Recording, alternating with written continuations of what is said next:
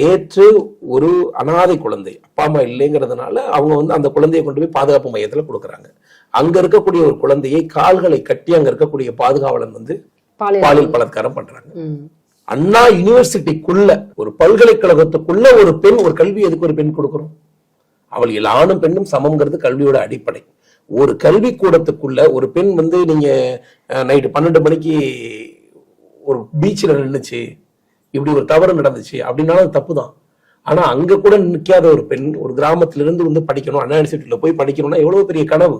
அடிப்படையில இருந்து படிச்சாதான் இத்தனை காம்படிஷனுக்கு மத்தியில அங்க சீட் வாங்க முடியும். அந்த குழந்தை அந்த அண்ணா பல்கலைக்கழகத்துல நின்று ஒரு தனிப்பட்ட ஒரு நண்பனோட பேச முடியல, அந்த இடத்துல மிரட்டி ஒருத்தன் பண்றான்.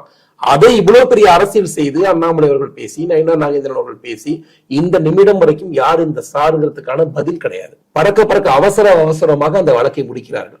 இன்னும் நீங்க சொல்ல போனீங்கன்னா சிறைக்குள்ளேயே கூட அவர் இந்த ஆட்சி முடியறதுக்குள்ள அவர் இறக்கப்படுவார். இதான் அடுத்தங்க நடக்கும், கண்டிப்பாக நடக்கும். சிறைக்குள்ளேயே இந்த ஆட்சி முடிவு, ஏன்னா அடுத்த ஆட்சி மாறி போயிடுச்சுன்னா இதோட விசாரணைகள் மீண்டும் வரும்.